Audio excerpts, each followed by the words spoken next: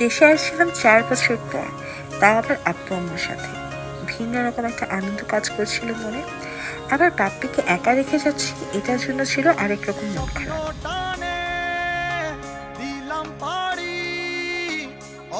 পথে আপন ছাড়ি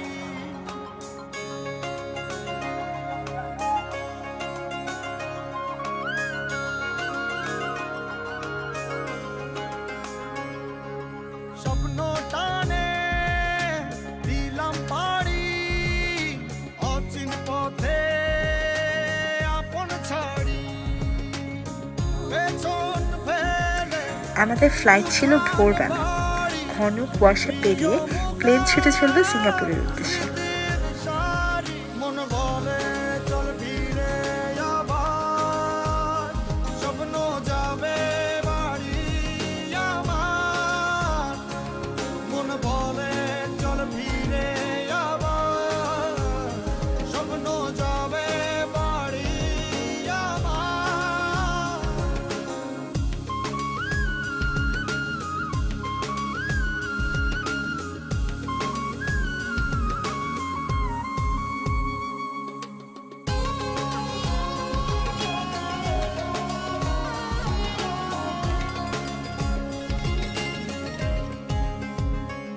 আসছে সেদিন বছর ঘুরে দিচ্ছে রে ডাক। এখন ফাইনালি সিঙ্গাপুর ল্যান্ড করলাম, আর এখানে থাকতে হবে 8 ঘন্টা। আসছে সেদিন বছর ঘুরে দিচ্ছে। এই 8 ঘন্টা মোটামুটি আমরা রেস্ট নিয়ে কাটালাম, আর এর মাঝে লাঞ্চ করে নিলাম ইন্ডিয়ান একটা ভেজিটেরিয়ান রেস্টুরেন্ট থেকে।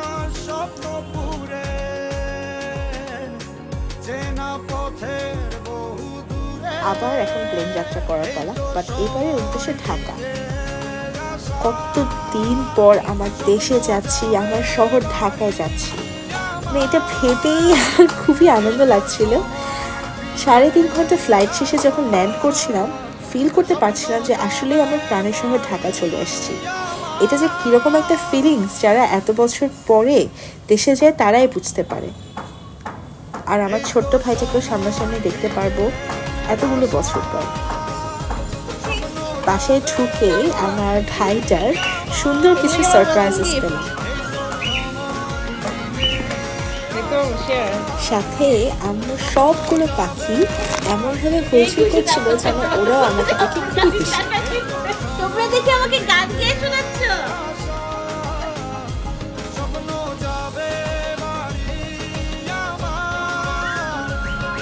কেউ আমাকে বললো হ্যাপি হোম কামিং বলো। After 4 years, 1 month, 8 days. Yay! My day is back.